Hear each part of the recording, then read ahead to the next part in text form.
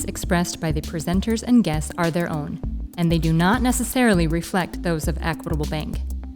This podcast is presented for general informational purposes only and is not intended to provide investment or legal advice.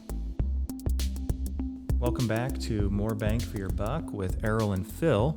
We are joined by our fearless leader, President and CEO, Tom Gdowski, back by popular demand. Thanks for joining us, Tom. Thank you, Phil. Erol, good to see you again. Yeah, glad you're here. The most important question I can ask you, Tom, is what was it like to be a Husker football star in the early 1980s? Well, that's a good question. I can't tell you what it was like to be a football star. I can tell you what it was like to be a Cornhusker football player in the 80s. So, yeah, it was a great time. Big 8 era, for those of you that don't know, that was a conference prior to the Big 12 and certainly the Big 10. So I was a freshman in 78, lettered in 80, 81, and 82, and coached the freshman team for a year in 83, the year we lost in Miami by 2. So had a decent run, met a lot of great people, was recruited by Coach Osborne. So Oklahoma's the rival back then, and I think that carried throughout the Big 12, but was Colorado as disliked back then as they are today, or was that – who was Colorado the team that was you hated awful. to play? They were terrible. Okay. Charlie McBride was my coach, and I think – and I'll see him here in a few weeks, but I think he actually said there's no way you can lose this game unless you completely screw up when we played Colorado. So I actually started that game, and I remember he was so worried about us taking it for granted that he actually put – 3 graduate assistants in the press box watching each one of us as a defensive lineman. And the first mistake we made, we were going to be pulled from the game. Technique mistake, error, whatever. So anyway, Colorado, long story short, we beat them handily. They were not very good. Program is in turmoil. Chuck Fairbanks, I think, was the coach then. So anyway, it was a good, in terms of the program back then, we ended up in 81. We lost to Clemson in the Orange Bowl. We lost our quarterback, Turner Gill, had an injury, so he was not able to play. Had we had him, I think we'd have done real well. There was a guy named Refrigerator Perry that played for Clemson. You could probably remember him from the NFL days. A very good player. Homer Jordan was their quarterback. And, they beat us, I think, 22-15. And then my senior year, we got beat by, I guess my highlight that year was starting against Oklahoma. We beat them for the championship of the Big 8. And actually, I chased Marcus Dupree. You might have seen Marcus Dupree on ESPN 30 on 30. Yeah. Well, I'm actually on that, but I'm not gaining on when Marcus was running down the sideline. He was pulling away a little bit? He was kind of pulling away. Okay, fair. But so anyway, I had an opportunity to play and play with some great people, met a lot of great friends, still friends to this day. We're having our 40th celebration of the 82 team at the Georgia Southern game. That'll be fun. Right, so.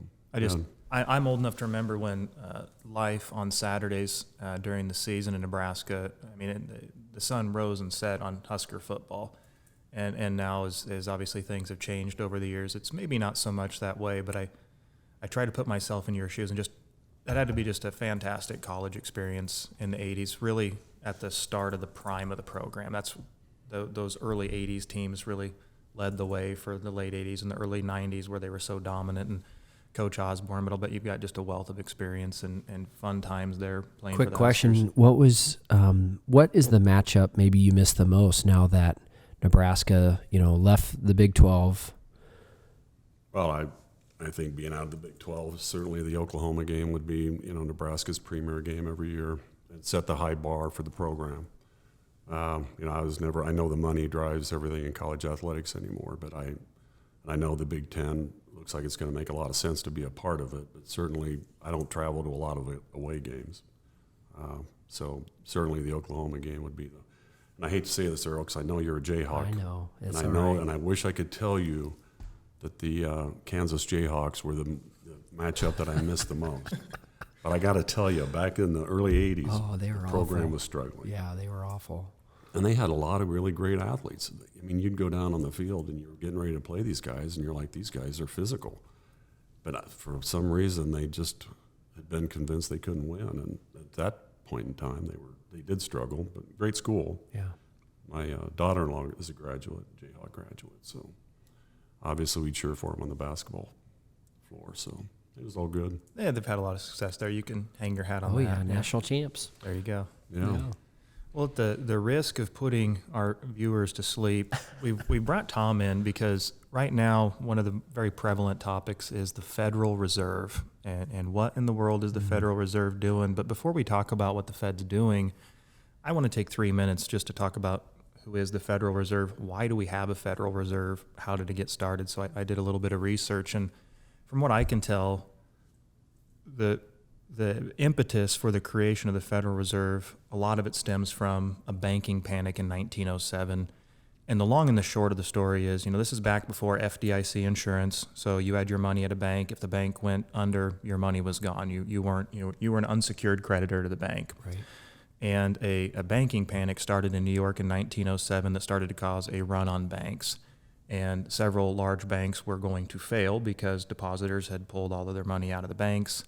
And to prevent the failure of said banks and the cataclysmic events that would follow, J.P. Morgan, who at the time the namesake for the J.P. Morgan Bank, calls up a handful of the most powerful bankers in New York, invites them to his private library, gets them in a room, locks the door, puts the key in his pocket, and says, we're not leaving here until we've organized $25 million to bail out X, Y, and Z banks. They're going to fail tomorrow unless we have basically lines of credit to backstop all of their loans.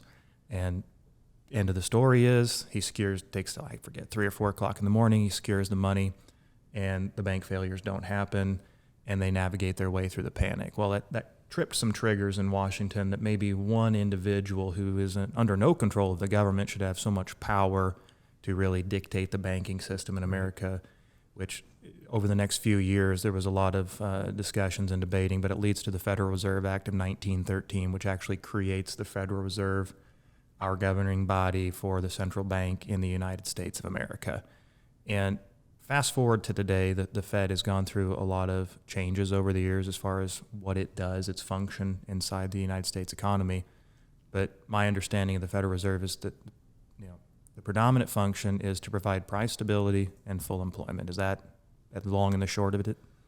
Well, I think the one you missed, and you did an excellent job of describing it, so I cut my speech down by about 50%, Phil, so thank you. Well, we'll try to make it up on the backside. I do think one of the things that maybe needs to be emphasized a little bit more is the Federal Reserve is actually there to be the banker's bank and to provide regulatory guidance to banks so they don't get into situations like in 1907 when the trusts lent out more than they had in deposits and the loans went bad and there was a run on them, and it created the panic of 1907 and unemployment went to 8%, I believe, and created the need for more centralization of the monetary policy. But that includes governance of banks. So everybody thinks, well, geez, I wish I owned a bank. Well, okay, if you own a bank, you're putting your money at risk. The people that had those trusts lost everything. And at the time, they were called trusts, not banks. But so as you look at the Federal Reserve and you say, well, what is the goal now? Why does that impact me? And how does that hurt me as a consumer? Really what they're trying to do is provide price stability. They provide oversight for banks to make sure that they hold on to enough reserves so that when Erol goes to cash his paycheck in the bank, there actually are deposits there. Yeah.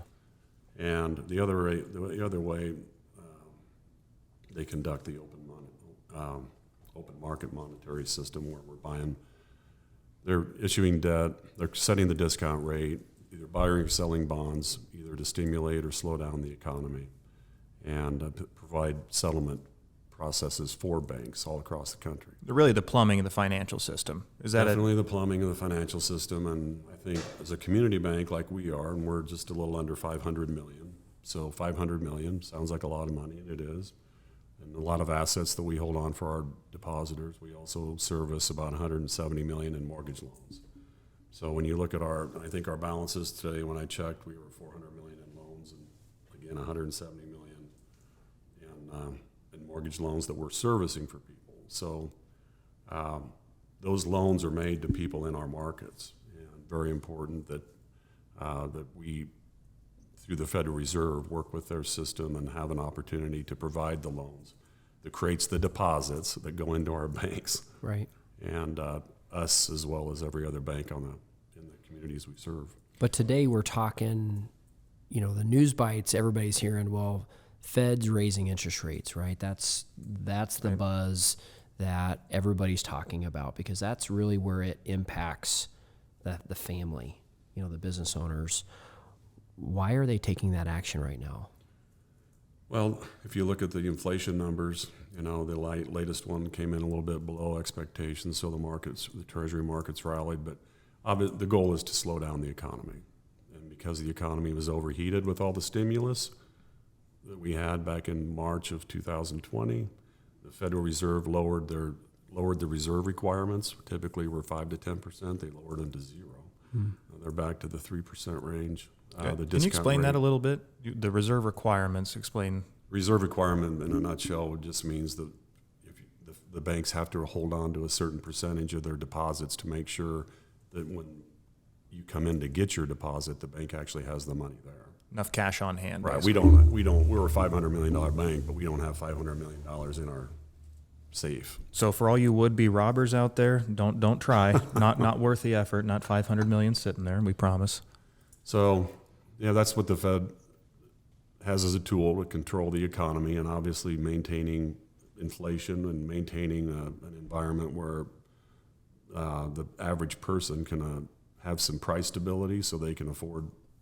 Businesses can employ people. These people can afford to buy a house, and just circulate money through the economy. It's really what the Federal Reserve's one of their main objectives is. But I think the other one is just to make sure that you have a safe and sound banking system. And I think looking back, and although I feel like I say 4 years when I was playing football, but you had that run in 1907. Then you had the Federal Reserve created. Well, then everybody knows about the crash in '29. Yep, great. And really, that was caused not so much by banks' poor lending, but back in those days, you could buy 100 shares of Google stock on margin, and there was no margin requirements. So today, if you want to buy stock in a publicly traded company like Google, you got to put up 50% margin. And then you get charged a rate to borrow the other 50%. And if you fall below that, you put cash in or they sell you out. And what caused the panic in 29 was the margin requirements were close to 0. So you could bet. Yeah. And if things went up, you won. And if things went bad, you said, tough luck, I'm not paying. So that's a short answer to a long problem. But there was easy money is what you hear. How it affects you. You hear the comment, well, the Fed was too easy in March of 20. They pushed rates to 0, created all this excess liquidity in our entire economic system, and instead of creating liquidity over what maybe was 2, 3, or 4 years, it was done all at once. Right. So we had a lot of liquidity go into the markets when the pandemic hit, and we're still unwinding that today.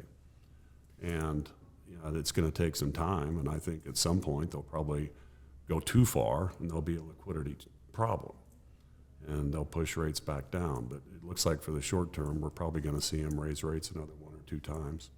I feel like we're oscillating between the bumpers a little bit, because I think obviously March of 20 was a very unprecedented situation. We pressed the button and shut off the economy overnight, essentially. So the Fed comes in with massive monetary stimulus. They open up the discount window and basically come in and say, we're going to buy all securities at any price, right? I mean, when they started quantitative easing, they're buying bonds, they're buying mortgage-backed securities, which is why we saw the historically low mortgage interest rates. It's not for me to know, and you're going to hear very intelligent people discuss both sides of this, but I believe at the time they were doing what they truly believed they had to do to stop the global financial system, because so much is dictated based on what's going on in America's financial system. They stopped it from freezing up. They provided just an abundance of liquidity to make sure that the system didn't freeze up, because if we go back to the last financial crisis of 2008, that's what they were trying to do with quantitative easing, because there was some cracks in the financial system, is my understanding. I was too young to understand what was going on during the financial crisis, but there was some payment issues. There was some collateral issues during that where banks weren't lending to each other during, the start of the financial crisis. And I think that's what they were trying to prevent in March of 20. They wanted to make sure that the credit markets continued to function correctly. Is that in that initial way? Because we didn't get the direct payments right away in March. That came some time. It took Congress, came some time after that. But we got liquidity right away from the Fed. They cut to zero, start QE. I mean, is that what they're trying to prevent at that point in time? Well, I think in 2000, you referenced 2008. I guess you could go back and reference before you get to the pandemic. You had 2008. Before that, you had the 80s, that's the savings and loan crisis. Prior to that, you had the crash of 29. So, when things like the pandemic hit, really, if you're a business and everything shuts down, the government doesn't let you out of your house. Right. You're probably not going to be able to make your payroll. And if you can't make payroll for your employees, then that's going to cause a significant amount of problems. So the government needed to push liquidity into the financial system, which they did by creating the Paycheck Protection Program to allow allow individuals to continue to run businesses. But really the goal is to, like you said, continue to put liquidity into the markets and keep the economy moving at some level. Pushing rates to zero, again, was very stimulative. Put excess cash. I mean, I think you can look at all the cash that was pushed into the market, and look what's happened to the housing market in the last 3 years. I mean, look what's happened to the recreational vehicle. Yeah, 25% growth annually in those areas. Well, and you had a double whammy. You had, I think there was an initial period at the start of the pandemic where everyone, they were terrified, and it paralyzed a lot of people. People stopped spending. If you look at the chart of personal expenditures, it just drops off a cliff in March of 20 because aside from everybody going out and buying bottled water and toilet paper, everybody else really reined everything in. They weren't going on vacation. They weren't going out to eat. They weren't buying new cars. I mean, I think there was actually a small dip in housing prices during March of 20. But then when we gained more insight to the pandemic and saw that there was a path forward and it maybe wasn't as scary as we all initially thought, people really cranked up the spigots on how much they were spending. So you have this monetary surplus coming from the government. You've got demand roaring back from the consumer. And then on top of it, there's nothing for the consumer to buy. It's really a perfect storm for this price inflation that we're experiencing now. I think if you look at oil prices, there were obviously in the United States and any other country, there wasn't a lot of demand for oil in 2020, 21. That demand coming back, and obviously we saw a significant rise in oil. So I think we're going to continue to see this unwinding and slow down. And I think, I look at the pent-up demand. I mean, you're seeing a whole lot of, consumers that suddenly were spending money on things they hadn't been able to spend. Everybody knows somebody who bought a vehicle that is missing a component or two, and they're still waiting for that to surface. And then we've had other issues within the world with the Ukraine war and the impacts of that. So, there's just been a lot of things go on in the last few years. And I think in terms of the government's, the outlook going forward, I think you're probably going to see, if you look at what I look at as and I don't want to get in the weeds on this, but if you look at the yield curve and the short rates are high and long rates are long. So if you're thinking of buying a home, it might make sense to wait a little while because rates could probably come back down. If you did buy a home in the last 3 or 4 months, you may get a chance to refinance in the next year or two. And the Fed, if they overshoot, suck all the liquidity out that you just talked about, then they'll push rates down to try to get the economy going again. So, and at the risk of getting further into the weeds, one of the things that I like to look at, and anybody can do this from home, is the Fed Watch tool through the Chicago Mercantile Exchange, where it's a nice little chart with graphs and figures that shows the predicted rate hikes in the future at the future Fed meetings. So our most upcoming meeting is the September meeting, and they have their dot plot for where they think rates are going to be. And to what you said earlier, it looks like we're going to get somewhere between 0.5 and 75 basis points in September, and then the following 2 meetings, November, December thereafter, somewhere between 0.25 and 0.5. And to me, I like listening to the results of, the Federal Reserve meetings, because what they're trying to engineer here is a soft landing, which to date, I don't know if they've really ever engineered a complete soft landing. It seems like they change monetary policy until something breaks and requires immediate action on their behalf, cutting cycle or whatever it might be. But they're really trying to thread the needle here. I mean, is that what they're trying to do by trying to slowly push up rates, bring down demand so we kind of find some equilibrium, or what's the plan? Well, I think everything you just discussed is part of the plan, and the bottom line is they're trying to maintain price stability, and they're trying to get inflation under control. And so whether or not they're going to engineer a soft landing, and I don't care what chart you look at, predicting where rates are going to be a year from now is about as good as predicting the over-under on the Kansas Jayhawk football team. I'll take the under. Okay, well, so it's funny because there's a gazillion methods to find information on what people think rates are going to do. Everybody has an opinion, and at the end of the day, obviously nobody has a crystal ball. Right. And having access to the Federal Reserve and the wealth of information they have and the effort they put into monitoring it, there's all kinds of information on the Federal Reserve sites, as you just mentioned. There's all kinds of information for consumers. If anybody wants to get into the weeds, that information is out there. As it relates to current, where do I get information if you can't hardly turn the TV on without having, somebody telling you what their opinion is. Listen to CNBC for an hour and you'll get 3 different opinions. So I think what you do as a consumer and we do as an organization is try not to hit the highs or the lows, and try to make reasonable decisions as a consumer. I think you got to look at some things and say, does this make sense for me? What job am I in? What rate am I paying? What can I afford? Right. And one thing that concerns me is with all this inflation is to have people underestimated what their cost of living is going to actually end up as, and can their wages stay up with that? So that's one of the concerns I have, and I know the Federal Reserve does as well.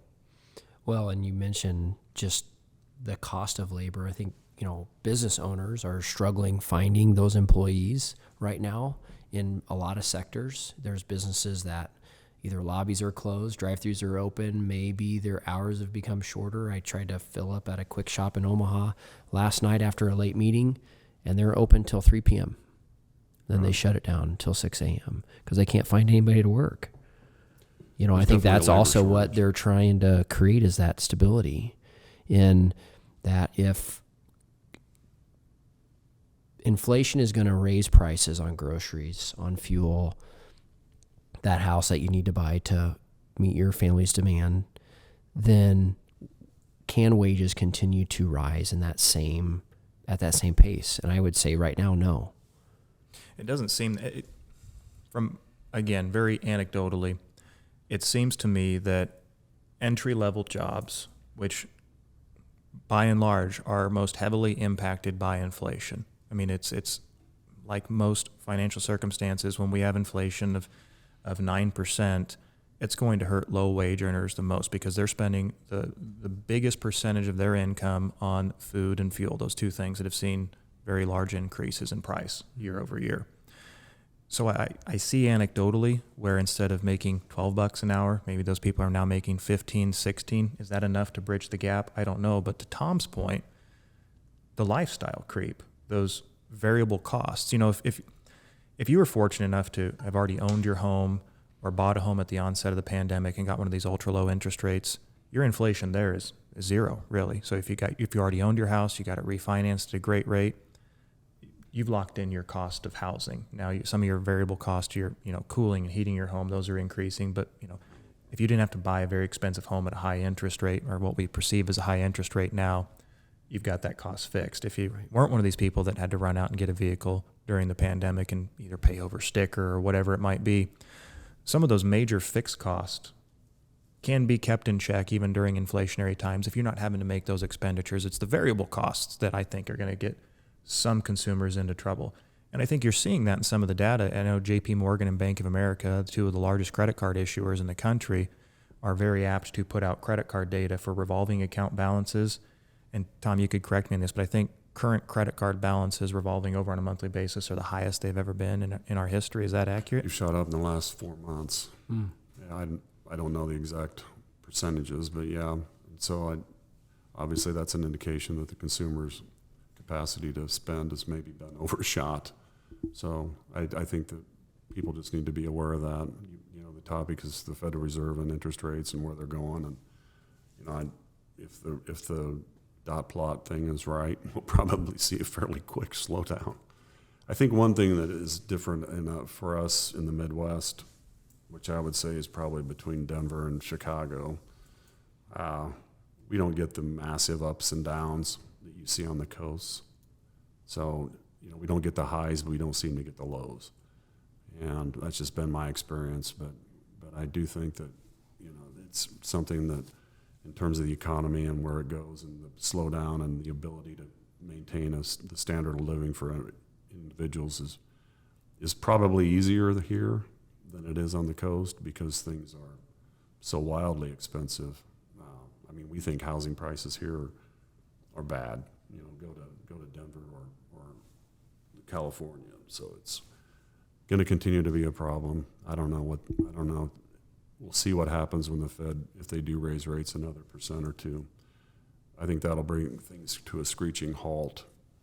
Well, we've already seen the slowdown start in housing because it seemed like throughout most of the pandemic there was a 3 in front of your mortgage interest rate. And, you know, when we had Sherry on, you know, I would say, if I had to guess, probably 80% of homes are purchased with a mortgage. I don't know what that statistic is, but I'm sure it's a large percentage of homes are purchased with a mortgage. So at the end of the day, the biggest component of that, what's your monthly payment? Well, if your monthly payment going from a 3% 30-year fixed rate to today maybe 5.5%, 5.75 changes so dramatically, you can't engineer more income, right? It's well, I used to be able to afford X, now I can afford X minus 25%. And to speak to those markets you talk about on the coast or Arizona or wherever it is, you know, listings are increasing rapidly. You know, they went from historically low availability and they're jumping up quite a bit. But, you know, if your income only supports a $600,000 home in one of those markets, you can't go buy an $800,000 home just because that's the asking price. So once, you know, that demand is met by the supply and exceeded by the supply, well, it's not hard to imagine a scenario where housing prices have to come back down. Right. I think sometimes they say the Fed's not politicized, but I do think sometimes if you look at 2008 when the economy was coming out of the 2001, 2002 recession, they eased up the standards on mortgage lending, and you had the advent of no doc liar loans, liar Stated loans. income. But I mean, when you look at the role of the Federal Reserve, I mean, honestly, and I'm not suggesting that they were the cause of that, but if you allow that type of lending to go on, whether it's Freddie Mac, Fannie Mae, whoever the government agency is that's promoting the economy and wants to see things pick up and stimulative, you know, maybe push down rates, made it easy to get a loan. Those are all tools that the Fed uses to get the economy going. Right now, we're talking about the other end of the spectrum. Right. It's been going. We're trying to slow it down. So looking through the rearview mirror, it's really easy to see, well, we should have done this or we should have done that. And, you know, you can see that savings and loan crisis. You can see the dot-com bubble. You can see the housing bubble. You can see the pandemic and the increased too much stimulus. The Fed obviously was too slow in starting to raise rates. They should have started raising them 50 basis points last fall. And, you know, so to your point earlier, will it be a soft landing and not a deep recession? Let's hope so. But we probably will look back on this in 3 or 4 years and say, geez, we should have saw that one coming. Well, at some point, there's always the benefit of perfect 20/20 hindsight. Right. I mean, I agree with Every your time, point. yeah. I mean, I think they could have started hiking earlier, but as you said, there's probably some type of political influence on the Board of Governors dictating direction for the Federal Reserve. They're an independent body, but certainly they derive their authority from Congress, and there has to be political influence there to some degree. Well, the Fed chairman's appointed by the president, and I think, is approved by the Senate, so the 7 board members. So they have a 14-year term, so it's normally not something that, that a sitting president normally doesn't change. And we've seen that pressure. Right. And but normally that doesn't happen. I think so from the standpoint of, again, I think their goal, and I've been on a committee with the Federal Reserve Bank out of Kansas City and sat with Esther George, who was at one point, last year was a voting member of the FOMC, and sat and asked her, as I'm asking Erol, what do you think? So what's going to happen? And, they're very interested in what they see in their communities. And I know her role in providing leadership for the 10th district. They literally want to know what consumers are experiencing and feeling, because they want to make sure that we have an economy that is fair to all and provides an opportunity for people to buy a house, to run a business. So the effort is definitely there. Hindsight's definitely 20/20. Doesn't matter if it's Fed policy or personal life. Sure. So, yeah. And we've talked a lot about the Fed raising interest rates on debt, right, on the loan side. The credit cards, prime interest rates rising. To get a car loan is costing you more now than it did 6-8 months ago. Same for a house. The side effect of that becomes, the benefit now to depositors is that their savings accounts are going to be able to earn a greater return. The last 12, 13 years, savers really lost out. You didn't earn a lot of interest on your deposits, on your checking, savings, certificate of deposits, those types of tools. Now that's changing. Maybe speak a little bit about that impact in the marketplace today and the importance of deposits in community banking. Well, deposits are the bread and butter of community banking. The large banks, they have resources that, and they're trading, they're doing their funding at a different level than a community bank. And as a community bank, I'd say typically if you think of a community bank, used to be $10 billion. It's probably $25 billion now. Super regional banks are $100 billion. So they have different funding sources, but a community bank certainly relies on deposits. As a depositor in a bank, whether it's me or Line of Glass, you got 8% inflation, and even if you're getting 2%, you're 6% backwards. Right. So, the consumers really, this is a tough time for a consumer. The market, I think the Dow's down just under 10% for the year. The NASDAQ's down about 15%, 15 to 18%. So where do you go with your money? Mattress. Well, honestly, I think a lot of people are like, the dollar's weak. If you're going to go to Europe, it's a good time to go. But I think that's why they've spent. But the point is to Erol's point on the savings, there's not a safe place to hide right now.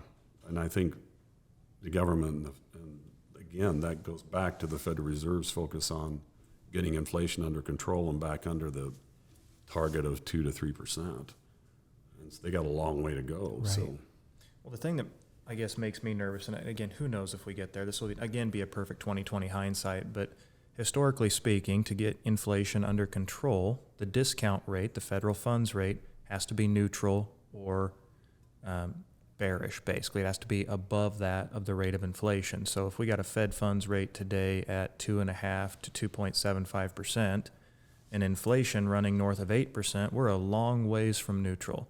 So even though a 5.5% mortgage is high, or a 5% auto loan is high, if auto manufacturers are having 10% annual increases, maybe it's not so high. And at some point, that inflation cycle becomes, it's a very sentiment-driven cycle from my perspective,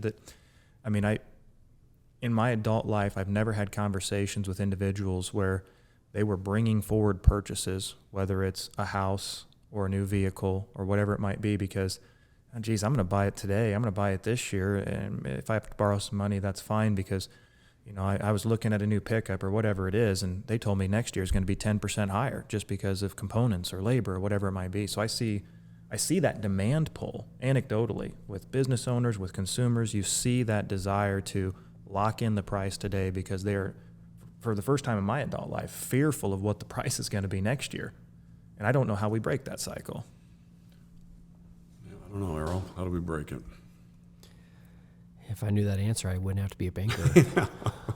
And that's my point. Yeah. Because nobody knows for sure what's going to happen, whether it's predicting football games or predicting interest rates and predicting the rate of inflation a year from now. I can tell you, I sat in an investment conference in probably 2002 or 3, and the fear then was deflation and